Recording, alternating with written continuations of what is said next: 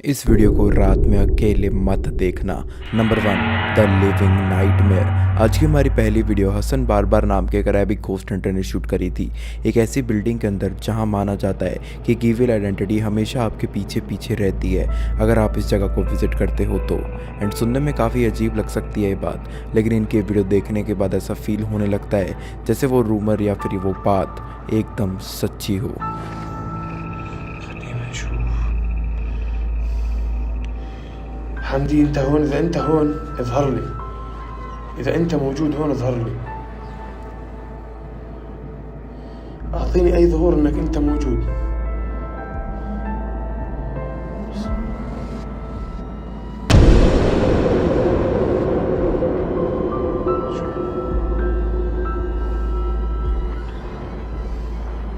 بسم الله الرحمن الرحيم.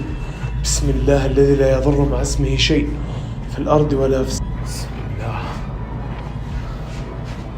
بسم الله الرحمن الرحيم.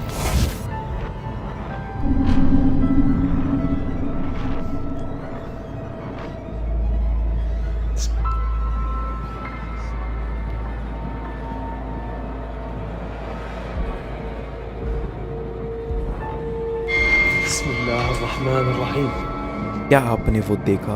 Video में करीब 2 बार इन्हें अपने पीठ पीछे काफ़ी ईविल चेहरे देखने को मिल जाते हैं, लेकिन जैसे ही उन्होंने अपने कैमरा को टर्न किया तो उनके पीछे दोनों भारी कोई भी मौजूद नहीं था, मानो जैसे वो चीज़ हवा में गायब हो चुकी थी। हसन का रिएक्शन देखकर ऐसा ज़रूर लगता है कि उन्होंने इस चैलेंज को काफ़ी बहादुरी से ख़त्म भी कर लिया था। बट आपकी क्या राय है इस वीडियो के ऊपर, ज़रूर शेयर कीजिएगा। Number 2, the unknown invitation. इस स्केरी घोस्ट वीडियो के अंदर हम देखेंगे कि एक वुमेन जब एक अननोन लेटर को फॉलो करते करते एक ऐसे टनल के पास पहुंच जाती है जो देखने में वैसे तो एकदम नॉर्मल लग रही थी, बट अंदर उसके कंस्ट्रक्शन वर्क का सामान जरूर पड़ा था। लेकिन जिस लेडी ने इस वीडियो को शूट किया था उन्हें बिल्कुल आइडिया नहीं था कि जिस जगह वो अपने पैर रखने वाली थी वो किसी हेल होल से कम नहीं था। एंड जल्दी उस टनल में टहलने के बाद उनके साथ एक ऐसी चीज़ भी जुड़ जाती है जो मोस्ट प्रोबेबली जिंदा तो बिल्कुल नहीं थी।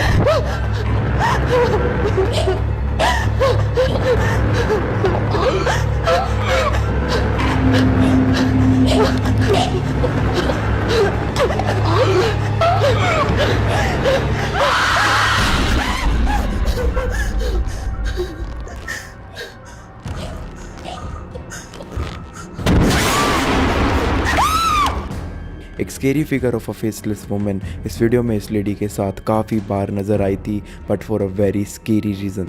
एंड वो रीज़न इस लेडी के लिए बाद में एक बहुत बड़ा नाइटमेयर भी साबित होता है, क्योंकि उस डेडली आइडेंटिटी ने इन्हें डराने का कोई भी मौका बिल्कुल भी नहीं छोड़ा था। उस इंसिडेंट के बाद वो पूरी रात वहीं पर ही बेहोश पड़ी रही एंड सुबह उठकर जल्दी से एक सेफ जगह पर भी चली गई। सो मे बी इट्स पॉसिबल कि उस टनल में कोई ऐसा हिडन हादसा हो गया था जिसकी वजह से एक इविल स्पिरिट यहाँ पर परमानेंटली ट्रैप हो चुकी है, और मे बी ये फिगर पास्ट के किसी हादसे से रिलेटेड हो कुछ भी सकता है, इसलिए अपनी राय देना बिल्कुल भी मत भूलिएगा।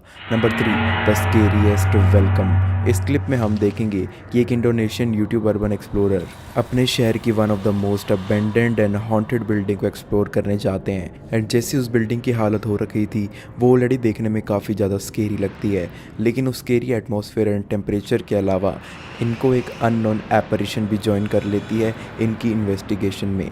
एंड उस अननोन एपरिशन की काफ़ी सारी झलक इनकी इस एक्सप्लोरेशन में भी कैप्चर हो गई थी। एंड मैं आपको इनकी ये वाली क्लिप्स दिखाने ज़रूर वाला हूँ, लेकिन एक एडिटेड ऑर्डर में for best possible experience only for this video. Ini kanan burung gak ini guys? Lincah polisi. Lincah polisi. Lingo, aku sana. Mana kelihatan tinggi. Jom. Oh, jitang. Ya bisa. Oh, stay down. Apa? Apaan itu? Ya begitu Pak. Jarang kalau pas ntar kita kencing-kencing langsung aja nih, ya. Ya begitu. Kayaknya saya mau buka teman guys. Biar sampai kamu tuh.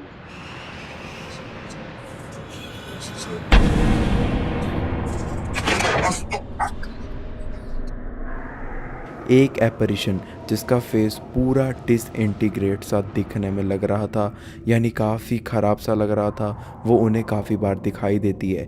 लेकिन जब उन्हें वो एक door window के through दिखाई देती है तब हम सबसे ज़्यादा आइडिया लगा सकते हैं उस एपरिशन की एक्चुअल अपीयरेंस के ऊपर। एंड देखने में वो चीज़ काफ़ी ज़्यादा डरावनी भी लग रही थी। डेफिनेटली ये कोई पागल इंसान या फिर कोई होमलेस पर्सन तो नहीं लग रही थी। सो आपके अकॉर्डिंग इस वीडियो में कैप्चर हुई वो एपरिशन क्या एक रियल घोस्टली आइडेंटिटी थी? आपको क्या लगता है? Number 4, raising the paranormal. आज की हमारी चौथी वीडियो एक न्यूली मेड डैड ने रिकॉर्ड करी थी, जब उनको अपने 2-3 महीने के बेटे के कमरे से काफ़ी वियर्ड साउंड्स आने लगती हैं, जो धीरे धीरे इवेंचुअली रात तक पूरे घर में पैरानॉर्मल एक्टिविटीज़ का डरावना चेहरा बन जाती थी विदाउट अ डाउट। एंड ऐसा इनके घर में सिर्फ तब से ही होना शुरू हुआ था जब से इनके छोटे बेटे का जन्म हुआ था।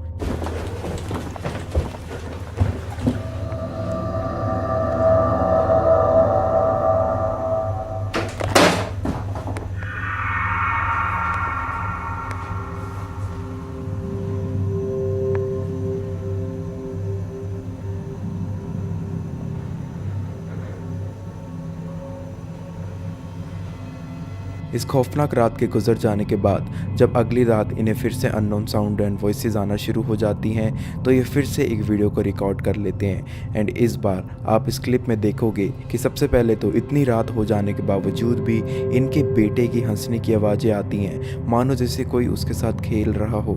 लेकिन ये आवाज़ें बैकग्राउंड में काफ़ी कम आती है, तो थोड़ा सा आप ध्यान लगाकर ज़रूर सुनना। लेकिन इस डैड को पता चल जाता है कि जो भी चीज़ इनके बेटे के साथ खेलने आई थी वो इनके साथ भी खेलना चाहती थी।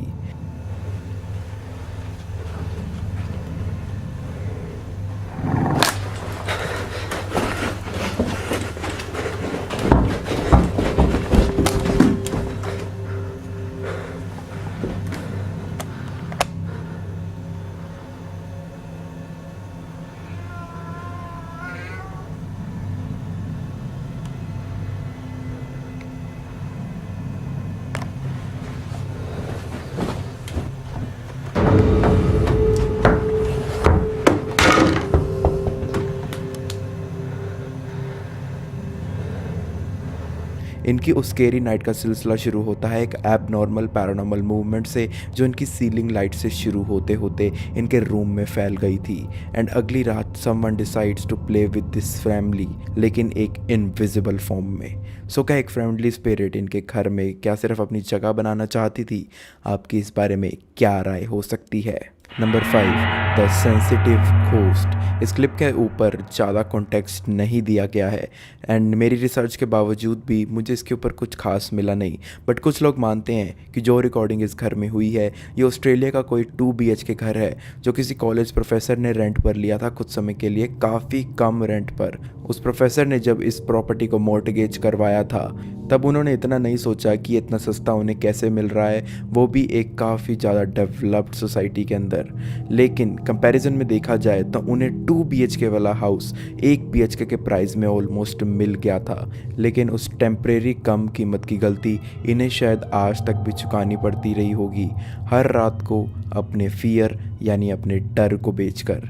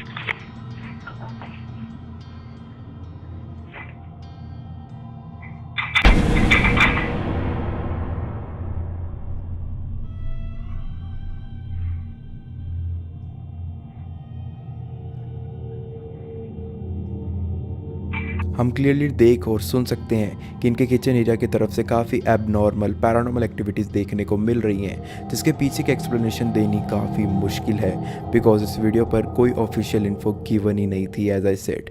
लेकिन क्या ऐसा हो सकता है कि इन्हें अपना घर ना चाहते हुए भी शेयर करना पड़ रहा था किसी मरे हुए अनजान के साथ? आपके क्या थॉट्स हैं इस वीडियो के ऊपर? Number 6, the better half. इस क्लिप के अंदर हम देखेंगे कि एक अमेरिकन स्टूडेंट अपने पीजी रूम की वीडियो बनाता है, ये दिखाने के लिए नहीं कि उसका रूम कैसा है, बट एक चीज़ को शोकेस करते हुए कि उसका रूम कितना ज़्यादा हॉन्टेड हो चुका है एंड कुछ भी रैंडम पैरानॉर्मल एक्टिविटीज़ इसके रूम में दिन रात बस होती रहती थी।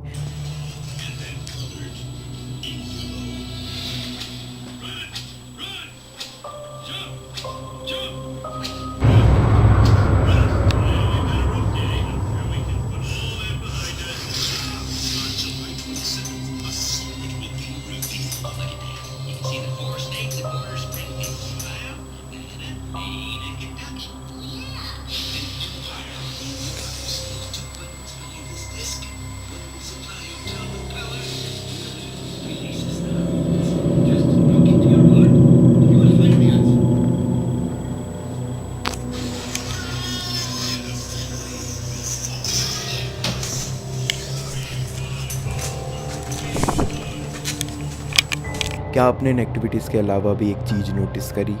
इसके रूम में बेड के किनारे पर एक ओइजा बोर्ड भी रखा हुआ था एंड जिस पोजीशन में वो था ऐसा लग रहा था मानो जैसे उसको रिसेंटली यूज़ भी किया गया हो। तो क्या इज़ इट पॉसिबल कि उस लड़के के रूम में रखे उस वीजा बोर्ड से कोई पैरानॉर्मल आइडेंटिटी जुड़ी हो एंड उसको यूज़ करने के बाद वो इसके रूम के अंदर आज भी इसको हॉन्ट कर रही हो। वेल, आपके इस बारे में क्या थॉट्स रहेंगे?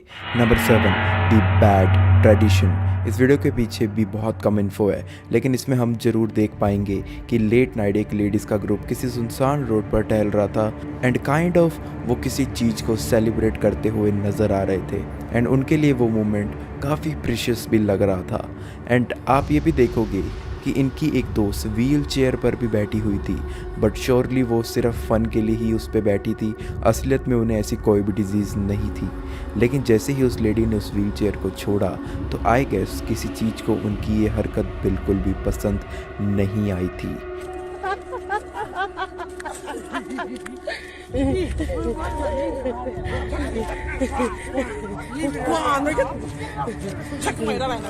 Man, my sister, wait. I like it. What's for real? Tell it. Don't go and talk about it. Nothing. We right? Me and my sister Clouda.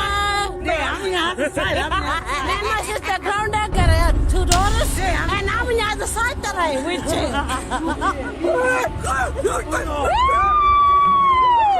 Wait, sorry. क्या आप वो नज़ारा देख पाए? जैसे ही वो लेडी उस व्हील चेयर को छोड़कर आती है बैकग्राउंड में, तभी उसी दौरान वही व्हील चेयर खुद से मूव होके कहीं जाती हुई दिखाई दी थी। And may I remind you कि वो रिमोट कंट्रोल व्हील चेयर भी नहीं थी, एवरीथिंग वाज मैनुअल। सो ये स्केरी सीन आपके माइंड में क्या स्टोरी पोर्ट्रे करती है? अपनी राय जरूर याद से शेयर कीजिएगा। Number 8, the वुडू paranormal.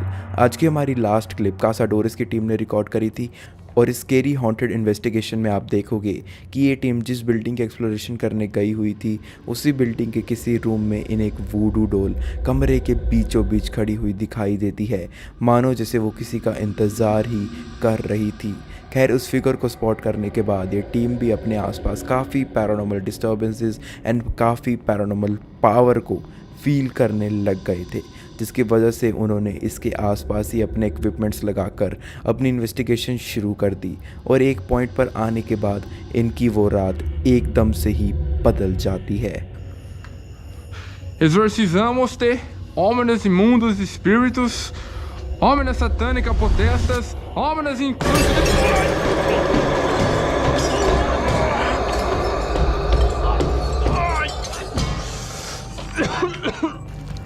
Ô, louco, você tá bem, mano? Nossa, velho. Nossa, mano.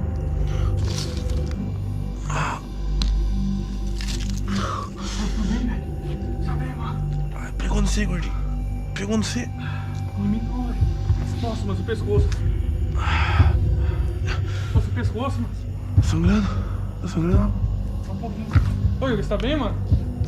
Pegou no C, velho. Vamos tirar o boneco. Ô, galera. Que isso, mano? Vai, Lucas. Vai, mano. Tira o boneco dela. Nossa, velho. Oi, Yuri. Ô, levanta, velho. Ô, levanta. उस डोल के आसपास टहलते वक्त अचानक इन्हें अपने आसपास के शीशों के टूटने की काफ़ी लाउड साउंड्स आती हैं, जिससे बचने के लिए वो एक बार के लिए नीचे झुक जाते हैं। एंड इसी प्रोसेस में one of the team member को थोड़ी बहुत चोट भी लग गई थी, जिसकी वजह से उन्हें खड़े होने में थोड़ी सी मुश्किल भी हो रही थी नेक्स्ट सीन के अंदर। लेकिन जैसे ही हिम्मत करके वो खड़े होते हैं तो वो वुडू डोल भी अपनी डायरेक्शन अचानक से बदल चुकी थी। तो क्या उस पैरानॉर्मल हादसे के पीछे इसी डॉल का हाथ था इन एनी वे और फॉर्म? आपकी इस बारे में क्या राय है? अपनी हॉरर डोज को अगर आप और भी ज़्यादा ओवरलोड करना चाहते हो तो स्क्रीन पर आ रही किसी भी वीडियो पर क्लिक करके ऐसा कर सकते हो। एंड अगर आपको ये वाली वीडियो पसंद आई तो चैनल के रेड सब्सक्राइब बटन को दबाए बिना बिल्कुल मत जाना और अपना और प्यार दिखाने के लिए वीडियो पर एक लाइक भी ज़रूर मारना। चलिए, मैं आपसे जल्दी मिलूंगा हॉरर डोज को सेटिस्फाई करने वाली एक और हॉन्टेड सफ़र के साथ। तब तक के लिए goodbye and take care.